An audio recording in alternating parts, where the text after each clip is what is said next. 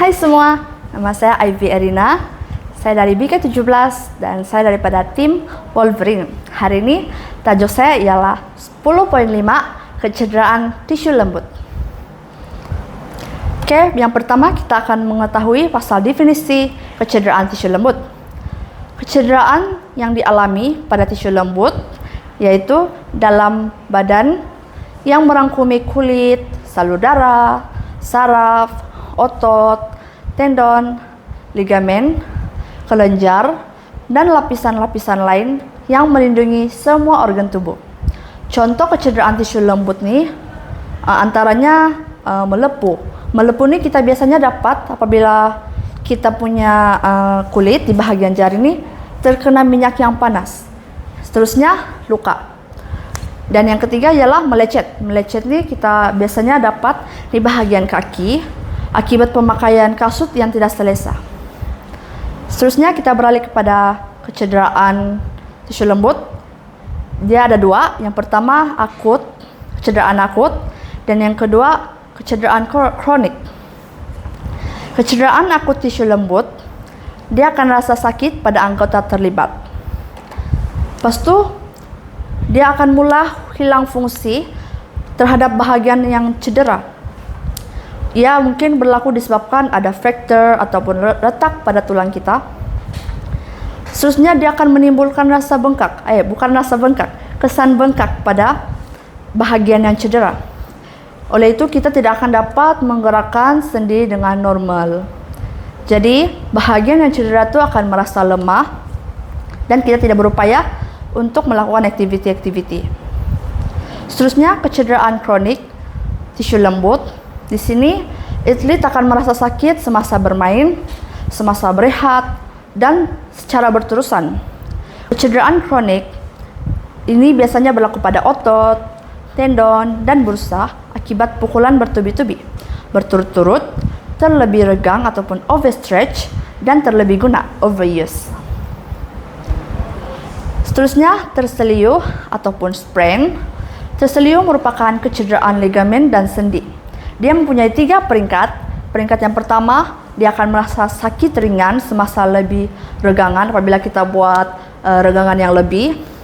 Tapi kita masih berupaya untuk melakukan aktiviti tersebut. Seterusnya peringkat kedua, dia akan koyak pada fiber atau serat otot, membuatkan atlet merasa sakit dan akan menimbulkan rasa bengkak. Di sini atlet sudah tidak berupaya untuk melakukan aktiviti atau senaman. Seterusnya peringkat ketiga, ini peringkat parah sebab bahagian terselio itu fiber dia sudah menjadi koyak. Dia akan koyak terus dan dia akan mengeluarkan bunyi macam pop begitu. Jadi dia akan rasa sakit dan atlet akan hilang upaya untuk bergerak sebab dia sudah bengkak dan kiranya ini stage yang teruk sudah. Seterusnya kejang otot atau cramp. Ini biasanya berlaku kepada golongan-golongan yang tua ataupun muda. Kekejangan otot adalah pengecutan otot yang tidak terkawal secara tiba-tiba tanpa menunjukkan tanda-tanda untuk rileks. Lazimnya, apabila berlaku kekejangan otot akan terasa ketat dan mengalami kesakitan. Ini selalu kita rasa apabila sometimes kita tidur, otot kita kejang, dan itu rasa sakit sangat begitulah. Seterusnya kekejangan otot ini juga boleh berlaku pada tapak kaki, tangan, lengan, abdomen, dan di bahagian tulang rusuk kita. Next ialah kelesuan otot ataupun muscle soreness. Ini kelesuan otot merupakan kesan sampingan akibat penggunaan otot dalam jangka masa lama semasa latihan atau aktiviti. Ia juga dikenali sebagai delayed onset soreness ataupun DOMS. Di sini kelesuan mulai dirasai selepas 6 hingga 8 jam aktiviti dan juga boleh mencapai 24 hingga 48 jam selepas aktiviti. Bermaksud dia akan merasa kejang ataupun merasa kelesuan otot tuh selama 1 atau hingga 2 hari. Oke, next kita akan beralih kepada koyok otot. koyok otot ataupun ketegangan dan strain. Ini kecederaan biasanya pada tendon ataupun otot terjadi disebabkan regangan dan kontraksi melampaui. Peringkat pertama, micro tearing. Seperti yang kita tahu, micro itu kecil, jadi yang bermaksud koyak kecil. Atlet merasa sakit ringan dan jurat pergerakan ROM menjadi penuh. Peringkat kedua, macro tearing. Macro itu bermaksud lebih besar, jadi bermaksud koyak besar. Dia akan merasa sakit dan kita akan berkurang upaya untuk melakukan aktiviti atau senaman dan merasa bengkak, dan julat pergerakan kita juga semakin berkurang untuk melakukan aktiviti-aktiviti lasak, sukan, dan lain-lain. Seterusnya peringkat ketiga, ini peringkat parah sudah sebab dia akan koyak terus dan kita akan rasa sakit. Dan kita punya otot itu akan hilang fungsi. Seterusnya, tendinitis ataupun kita panggil keradangan. Keradangan pada tendon yaitu jaringan yang menghubungkan otot dan tulang. Kecederaan ini boleh berlaku pada tendon di bahagian bahu, siku, lutut, pergelangan kaki, atau tumit.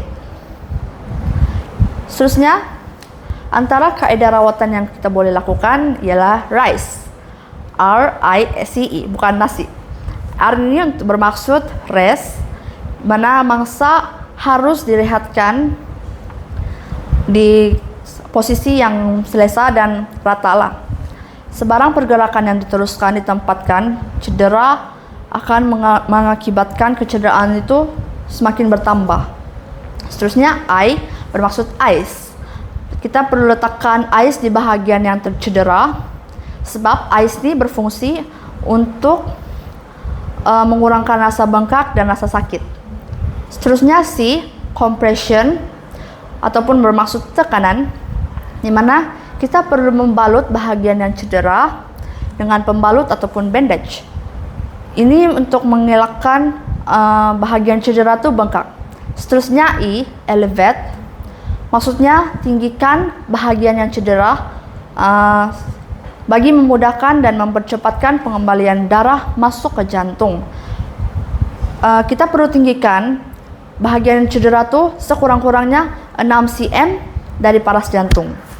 Selain itu, kita juga ada kaidah rawatan lain seperti regangan. Senaman perlu dilakukan secara berperingkat selepas sakit awal dan bengkak telah surut. Biasanya dia mengambil masa selama 5 hingga 7 hari. Seterusnya, massage sukan. Perhikmatan kepada atlet dalam mengekalkan tahap prestasi sukan yang diceburi. Ianya berfungsi sebagai kaidah untuk mencegah kecederaan. Yang ketiga, kita ada balutan. Pembebatan digunakan untuk menutup luka dan mengawal pendarahan. Pembalut ini dilakukan untuk membantu dalam pembebatan. Fisioterapi. Yang keempat, untuk memastikan tubuh badan sentiasa bersedia untuk bersukan dengan melakukan tapping dan strapping bagi mengurangkan risiko berlakunya kecederaan, juga rawatan pemulihan akibat kecederaan. Ini adalah contoh-contoh rawatan yang saya sebutkan tadi. Ada elektroterapi, hidroterapi, apungan air, dan terapi haba. Seterusnya, kita mestilah elakkan rawatan HARM, H-A-R-M, yang bermaksud H, heat, A untuk alkohol, R untuk running, dan M untuk massage. H, heat ataupun haba. Kita tidak boleh mandi dengan air panas ataupun kita menyapu krim panas karena ia akan mengakibatkan kecederaan kita bertambah bengkak. Seterusnya, alkohol. Ketika kita mengalami kecederaan, kita jangan minum alkohol ataupun kita jangan meletakkan luka kita pada alkohol karena ia akan menyebabkan pendarahan yang banyak dan menyebabkan kecederaan kita itu menjadi bengkak. Seterusnya, running. Running ini bermaksud senaman lah, macam larian begitu. Berlari atau bersenam terlalu awal akan menyebabkan kecederaan kita bertambah teruk, sebab cedera yang kita dapat itu belum pulih, tapi kita sudah membuat senaman gitu. Jadi yang menyukarkan kita punya luka itu untuk sembuh. Seterusnya M, massage ataupun urutan. Kita tidak boleh urut bahagian yang cedera dalam tempo 1 atau 2 hari ataupun 24 hingga 48 jam, karena ia akan menyebabkan pendarahan yang lebih banyak dan bengkak pada kita punya bahagian yang cedera. Oke, itu saja daripada saya. Thank you very much. Semoga bermanfaat kepada semua pelajar Sensokan SEM 3. Dan bye.